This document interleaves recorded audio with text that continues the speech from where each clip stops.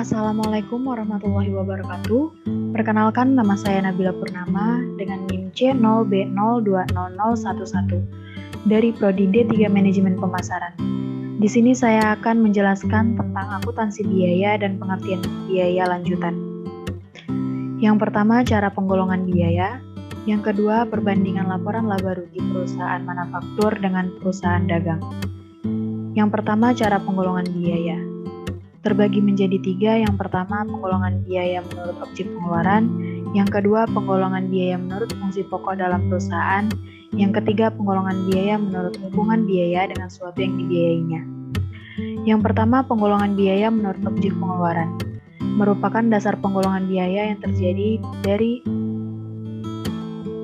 biaya bahan baku, biaya tenaga kerja langsung, dan biaya overhead. Yang kedua, penggolongan biaya menurut fungsi pokok dalam perusahaan. Biaya produksi merupakan biaya-biaya yang terjadi untuk mengolah bahan baku menjadi produk jadi yang siap untuk dijual.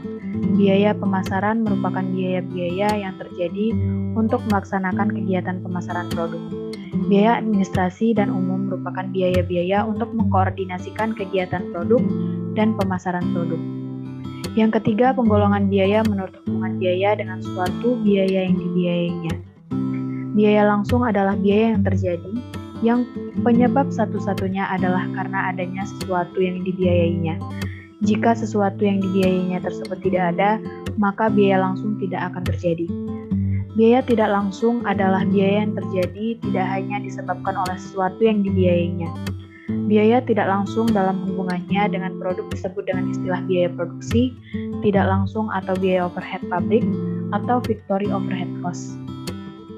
Yang kedua, perbandingan laporan laba rugi perusahaan manufaktur dengan perusahaan dagang. Perusahaan manufaktur, pengolahan bahan baku menjadi produk jadi dan penjualan produk jadi tersebut kepada konsumen atau perusahaan manufaktur lain. Kegiatan pengolahan bahan baku menjadi bahan produk jadi memerlukan 3 kelompok pengorbanan sumber ekonomi. Yang pertama, pengorbanan bahan baku, yang kedua pengorbanan jasa tenaga kerja, yang ketiga pengorbanan jasa fasilitas.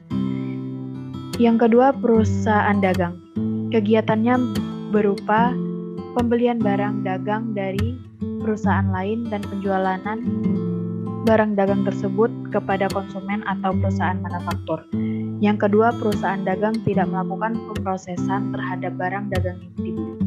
Yang ketiga, untuk menjalankan usaha dagangnya, perusahaan dagang mengeluarkan sumber ekonomi untuk memperoleh barang dagangnya, mengeluarkan biaya administrasi dan umum, serta biaya pemasarannya.